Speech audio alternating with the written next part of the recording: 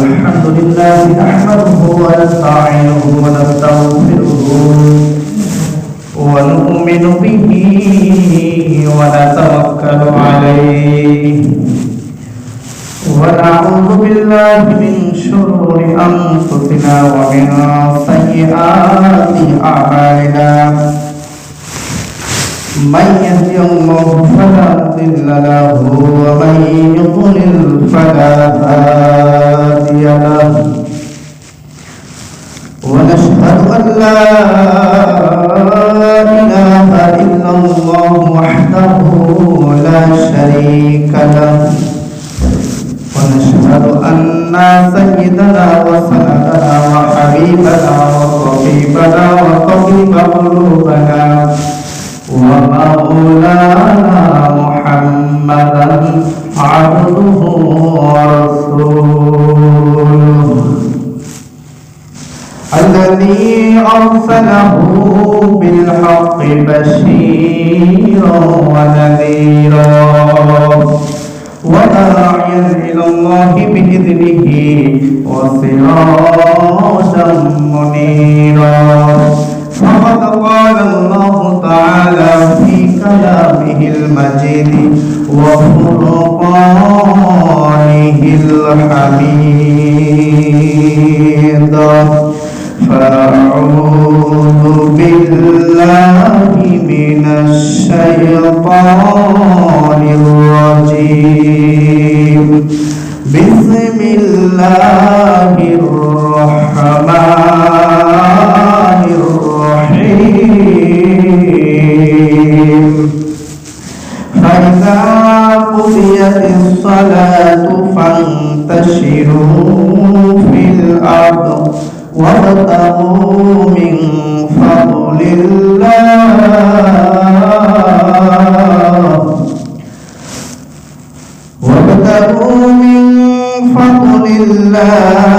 واذكروا الله كثيرا لعلكم تفلحون.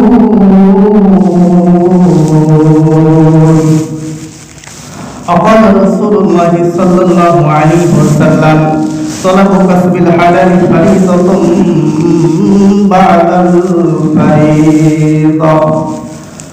وقال تعالى في شان حبيبه ومحبوبه ومعشوقه إن الله وملائكته يصلون على النبي يا أيها الذين آمنوا صلوا عليه وسلموا تسليما.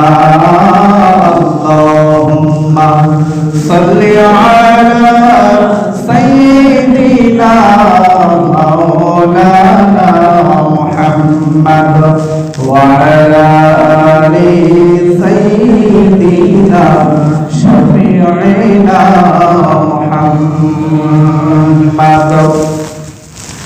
যেদিন তুমি এসেছিলে ভবে কেঁদেছিলে একা তুমি হেসেছিল সবে এমন জীবন তুমি করিবে গঠন মরিয়া হাসিবে তুমি কাঁদিবে ভুবন। আল্লাহুম্মা সাল্লি আলা سيدنا مولانا محمد وعلى آل سيدنا رسولنا محمد صلى الله عليه وسلم। الحمد لله আমরা আল্লাহ রাব্বুল আলামিনের আলিশান দরবারে শুকরিয়া আদায় করছি যে আল্লাহ পাক আমাদেরকে ভালোবেসে মুহাব্বত করে পবিত্র দিন জুমার দিনে সুস্থ শরীরে সুস্থ অবস্থায় মসজিদে তাআলার হুকুম আদায় করার উদ্দেশ্যে কবুল করেছেন। এর জন্য আমরা সবাই পড়ছি আলহামদুলিল্লাহ।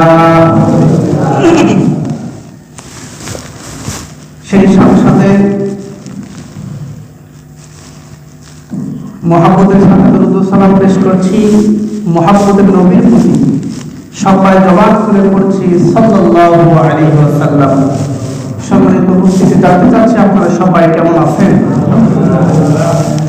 আলহামদুলিল্লাহ, আল্লাহর কাছে শুকরিয়া যে আল্লাহ রাব্বুল আলামিন আমাদেরকে দুনিয়াতে পাঠিয়েছেন আমাদের শারীরিক সমস্ত প্রকার অঙ্গ প্রত্যঙ্গ, শারীরিক অর্থাৎ শারীরিক সুস্থতা এবং চলার মতো ক্ষমতা। দুনিয়াতে বাঁচতে গেলে রিজিকের প্রয়োজন, সেই রিজিক অন্বেষণের শক্তি আল্লাহ তাআলা আমাদেরকে দান করেছেন, এজন্য আবার আলহামদুলিল্লাহ। রিজিক অন্বেষণের কথা বলা হয়েছে।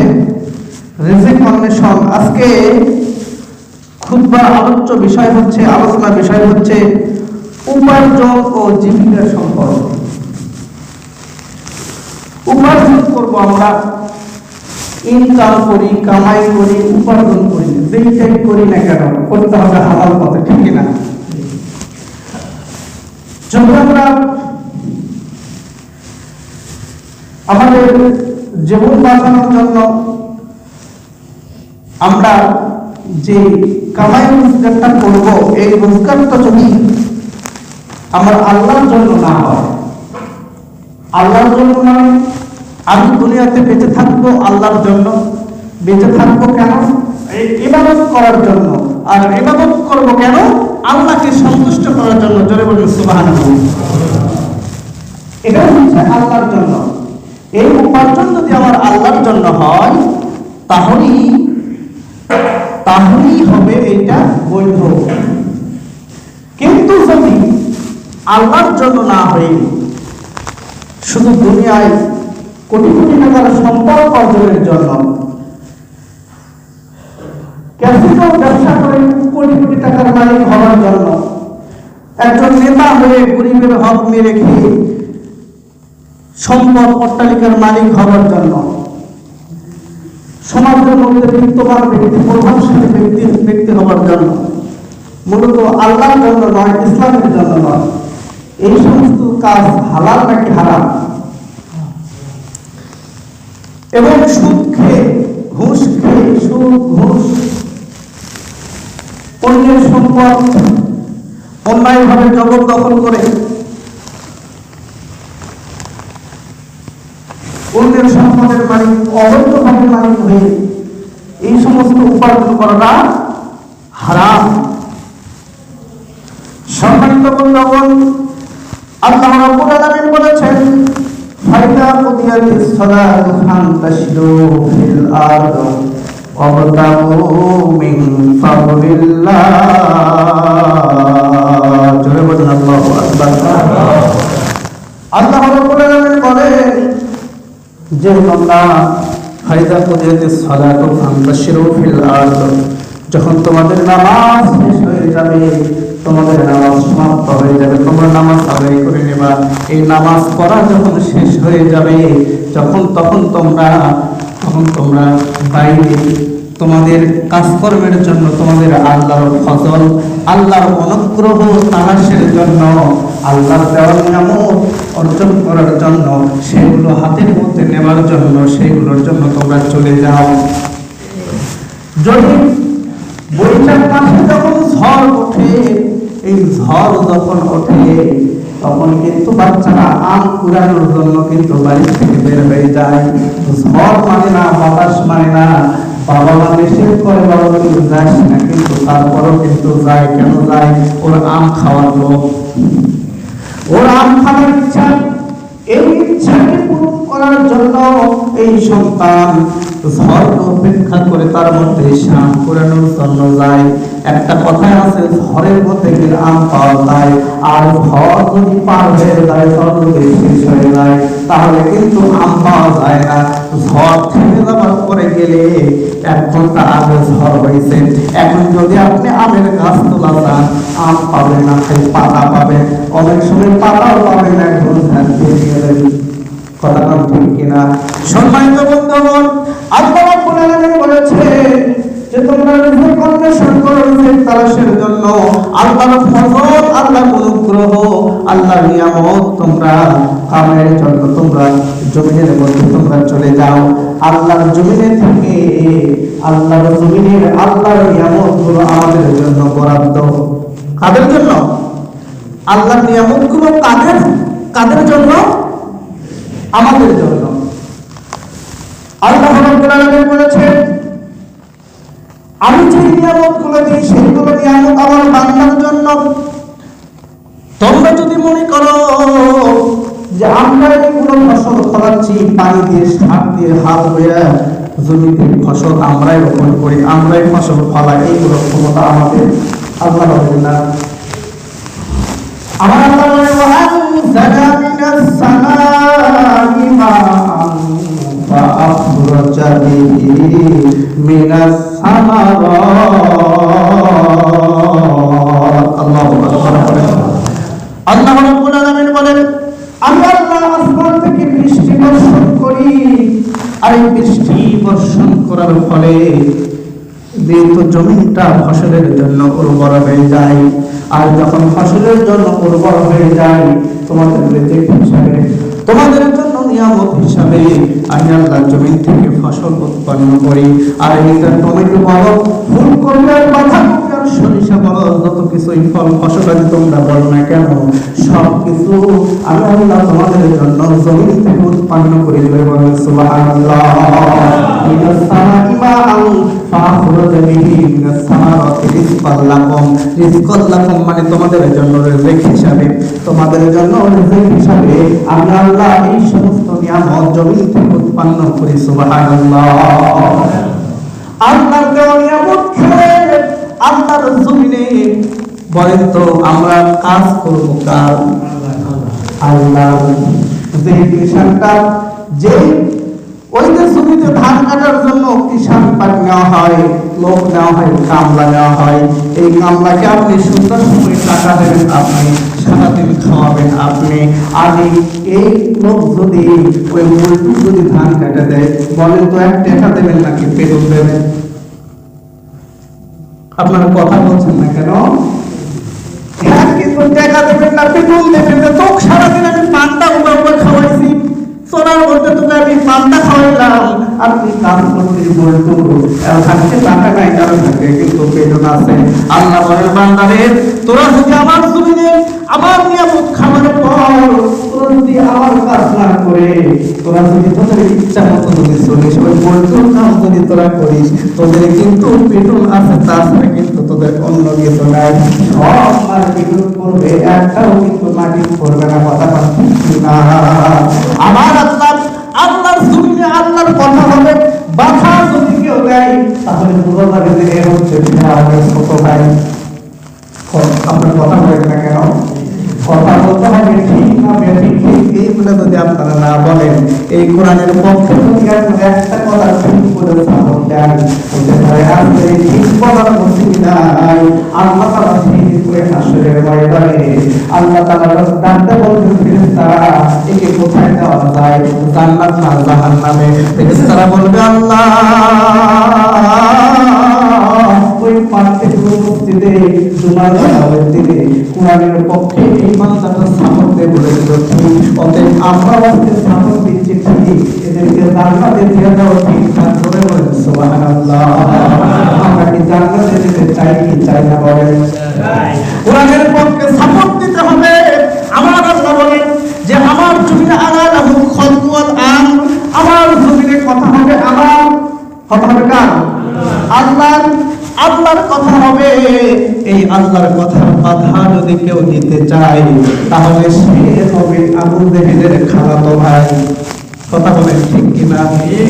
আপনার জমিতে আপনার ভালো করে লক্ষ্য করবেন, আপনার জমিতে ধান লাগাইছেন,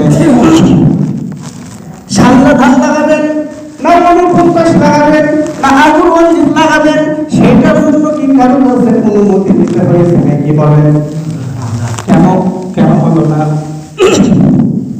কেন হলো না? কারণ জমিটা হচ্ছে আমার। আমার জমিটা আমি কি লাগাবো? আমি 49 লাগাবো না 60 ধান লাগাবো, সেটা হচ্ছে আমার ব্যাপার।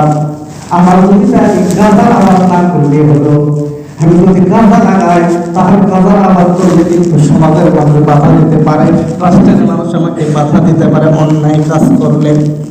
কিন্তু যদি আমি আমার জমিতে যদি আমি সঠিকভাবে ধান চাষ করি তাহলে কিন্তু বাধা দেওয়ার কেউ নাই, তার কারণ আমার জমিতে আমি যা ধান ইচ্ছা তাকে লাগাইতে পারি। আল্লাহ বলেন আমার জমিনে আল্লাহর কথা হবে, তাহলে আল্লাহর জমিনে আল্লাহর কথা হবে। তাহলে তুমি এত বড় লোক, তোমার কাছে আমার অনুমতি দিতে হবে কেন? তুমি কত বড় ক্ষমতা তোমার, তুমি আল্লাহর কোরআনের কথা হবে, সেই কোরআনের কথা তুমি বাধা দিতে চাও। আসলে বোঝা যাচ্ছে তুমি আবু জেহেলের ছোট ভাই। ঠিক কিনা বলেন? আল্লাহর জমিনে আল্লাহর কথা হবে, তোমার থেকে অনুমতি নিতে হবে কেন? কোরআনের মাহফিল বাধা দেবার তুমি কে? বিচার হবে, আল্লাহর কাছে হিসাব দিতে হবে, তোমার মৃত্যু হবে, তোমারও একদিন আল্লাহর কাছে ধরা দিতে হবে। দুনিয়াতে তুমি ক্ষমতার জোরে, দুনিয়াতে তুমি দলের জোরে, ব্যক্তির জোরে, স্বার্থের ব্যক্তির স্বার্থে, দলের স্বার্থে, ক্ষমতার জোরে খুশি তাই করতে পারো। আর সেই হক কথাগুলো আলিমরা বললে আলিমদের তুমি ঘাড় ধাক্কা দেবা চাও, আলিমদেরকে তুমি লেজ কেটে দিতে চাও, আলিমদেরকে তুমি ফাঁসি দিতে চাও, তুমি যেইটাই নাও না কেন তোমারও হিসাব আমার আল্লাহর কাছে একদিন দিতে হবে। আজকে সারা বাংলাদেশ সহ সারা পৃথিবীতে কোরআনের মাহফিল হয়, কোরআনের মাহফিলের অনুমতি বন্ধ করে দেওয়া হয়েছে। আমি গতকালকে পেপারে দেখেছি যে ঢাকা শহরে সমস্ত প্রকারের ধর্মীয় বলেন, রাষ্ট্রীয় ধর্মীয় বলেন, সামাজিক বলেন, যত প্রকারের মিটিং আছে, যত প্রকারের আলোচনা সভা, সব কিছু বন্ধ, অনুমতি দেওয়া যাবে না, কোনো প্রকারের করতে দেওয়া হবে না, এটা সরকারের নির্দেশ। আমি তখন চিন্তা করলাম ঢাকা শহরে যদি সেইটা হয়, কিন্তু ওখানে ধর্মীয় কথা দেখছে, ধর্মীয় মিটিং সমাবেশ, ধর্মীয় আলোচনা সভা সমাবেশ কোনো কিছুই করা যাবে না। তার মানে ঢাকা শহরে যদি হয়, বাংলাদেশের রাজধানী সেইটা যদি বন্ধ হয়, আমাদের সাধারণপুরের অবস্থা তো আরো খারাপ। বাংলাদেশের মধ্যে একটা জেলা নাম হচ্ছে বগুড়া, বগুড়া জেলার মধ্যে দুইটা উপজেলা নাম হচ্ছে এই সাধারণপুর আর নরসিংদী। এইটা সব চাইতে আলোচিত, সারা বাংলাদেশের মধ্যে আলোচিত। আমার মাহফিল ছিল ময়মনসিংহ, সেখান থেকে ফোন করা হলো, বলতেছে হুজুর আপনার কথা বলতেছে যে মাহফিল করতে দেওয়া হবে, কিন্তু বক্তা কোন এলাকার? বলতেছে বক্তা হচ্ছে বগুড়ার সাধারণপুরে। হাই সর্বনাশ, এখন কোনো উন্নতি নাই এই নন্দীগ্রাম আর সাধারণপুর অর্থাৎ বগুড়া জেলার কোন বক্তা হলে এইটার কোন অনুমতি উপর থেকে নাই, আমাদের করার কিছু নাই। এর যদি অবস্থা হয়, আল্লাহর জমিনে আল্লাহর কথা যদি বাধা দেওয়া হয়, অবশ্যই সেটা আল্লাহর কাছে হিসাব দিতে হবে।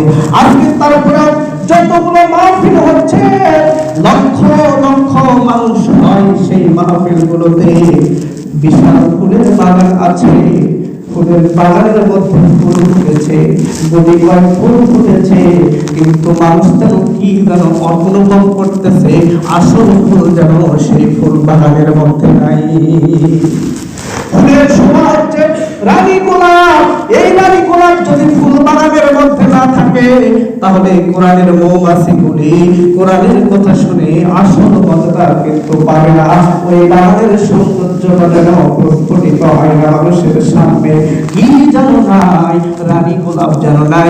50 বছরের মুফাসসির হচ্ছে রানী গোলাপ, কোরআনের পাখি। এই কোরআনের পাখি আজকে জেলখানায় বন্দী, যার কারণে উনি আজকে নাই।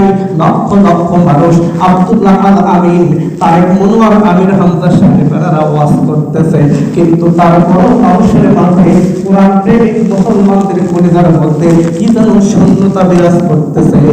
যার মুখে 50 বছর ধরে কোরআনের কথা শুনেছি, শত শত অমুসলিমরা কালিমার মধ্যে হাতে মুসলমান হয়েছে, সেই কোরআনের পাখি আজকে জেলখানায় বন্দী। কিন্তু দুঃখজনক হলো 70 মুসলমান যারা ক্যাসিনোর ব্যবসা করে, কোটি কোটি টাকার মালিক হয়, অন্যায় করে, বাংলার জমির মানুষ হত্যা করে, সন্ত্রাসী করে, তাদের জামিনে মুক্তি পায়। কিন্তু কোরআনের পাখির কেন মুক্তি নাই? কেন মুক্তি নাই? আল কোরআনের ওই পাখিটাকে দেখো না খাঁচায় আর বন্দি করে। আল কোরআনের ওই পাখিটারে দেখো না খাঁচায় আর বন্দি করে।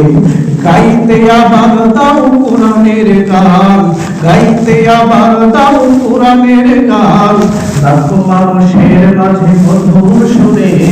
আল কোরআনের ওই পাখিটারে দেখো না খাঁচায় আর বন্দি করে। আল কোরআনের ওই পাখিটারে দেখো না খাঁচায় আর বন্দি করে। আমি সম্মানিত বন্ধুগণ, আপনারা হয়তো অনেকেই অন্যরকম ভাবতে পারেন, আমি কিন্তু কোনো রাজনৈতিক কোনো কথা বলছি না, আলেমের পক্ষে কথা, কোরআনের পক্ষে কথা। আমার আল্লাহ তো বলেছেন, কথা বলেন ঠিক কিনা? আল্লাহ বললে আল্লাহর কথা হবে। আল্লাহ বলেন, আমার এই কথাকে যদি কেউ বাধা দিতে চায়, আল্লাহর কসম, ইতিপূর্বেও যারা কোরআনের বিরুদ্ধে বাধা দিয়েছিল, তাদের বাধা দিয়ে তারা কিন্তু টিকে থাকতে পারে নাই। কি পেরেছে? ইসলামের বিরুদ্ধে বাধা দিয়ে কেউ টিকে থাকতে পারে নাই। যারা ইসলামের বিরুদ্ধে কাজ করতেছে, ইসলামের বিরুদ্ধে কাজ করতেছে, ইসলাম বিরুদ্ধে কোনো কার্যকলাপ যদি করে, আল্লাহ নবী হযরত ইব্রাহিম আলাইহিস সালাম, তার বাবা ছিল আজর, সে মূর্তির ব্যবসা করে, সে মূর্তির ব্যবসা করে, বাড়িতে মূর্তি বানায়, বাজারে নিয়ে গিয়ে বিক্রি করে। ইব্রাহিমকে একদিন বলল, বাবা ইব্রাহিম, আমি আজকে যেতে পারবো না, তার কারণ আমার আজকে নমরুদের দরবারে একটা মিটিং আছে।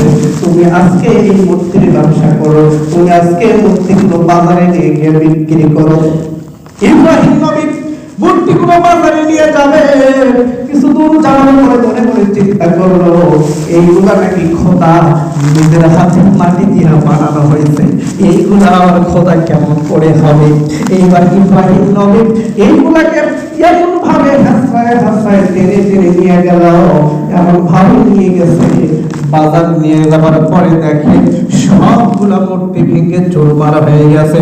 কোনটার হাত নাই, কোনটার পা নাই, কোনটার আবার মাথা নাই, কোনটার এমন হয়েছে হাত পা নাই, একেবারে শুধু বডিটা রয়েছে। এইরকম ভাবে মূর্তিগুলো বাজারে নিয়ে তখন হাজির করছেন। যতগুলো কাস্টমার ছিল সমস্ত কাস্টমার ডাক্তার বলে, ইব্রাহিম, তোমার বাবা প্রত্যেকদিন এত সুন্দর সুন্দর মূর্তি বানায়, আজকে তুমি কি এগুলো নিয়ে এসেছো?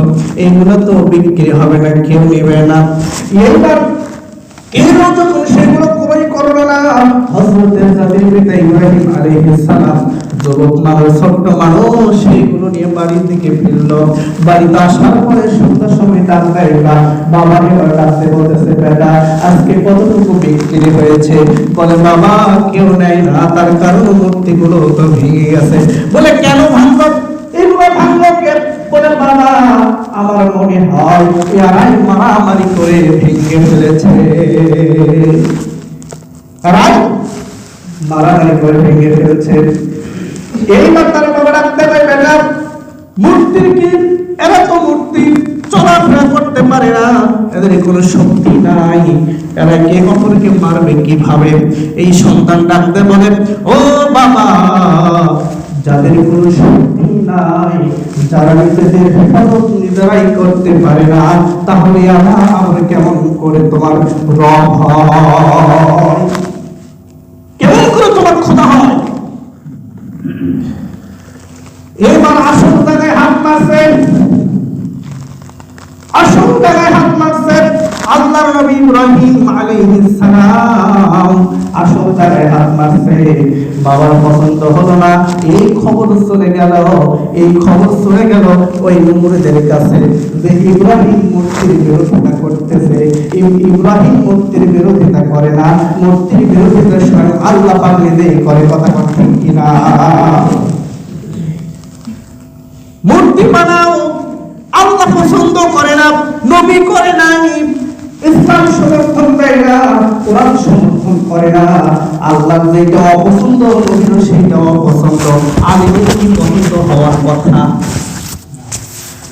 আলিমরা পছন্দ করে না, সেই কথাটা যদি আলিম বলে, আলিম বলল মূর্তি বানানো যাবে না, হুজুর বলল মূর্তি বানানো যাবে না, মূর্তি বানাতে দেওয়া হবে না। ইব্রাহিম নবী যখন এই কথাটা বলল, এই কথা বলার কারণে ইব্রাহিম নবীর জন্য কি প্রস্তুত করা হলো? অগ্নিকুণ্ড প্রস্তুত করা হলো। তার মানে বোঝা গেল যে হক কথা যখনই বলা হবে তখন বন্ধু তুমি লাউ থেকে নামো। তুমি আগে বন্ধু ছিলা, তোমার কর্মকাণ্ডে যখন বাধা দেওয়া হবে তখনই তুমি খারাপ হবে, তখনই ভালো নাই, তখনই খারাপ। ইব্রাহিম নবীকে অগ্নিকুণ্ডের মধ্যে নিক্ষেপ করা হবে, তারপরেও ডাকতে পাই ইব্রাহিম তুমি এই কাজগুলো আর করো না।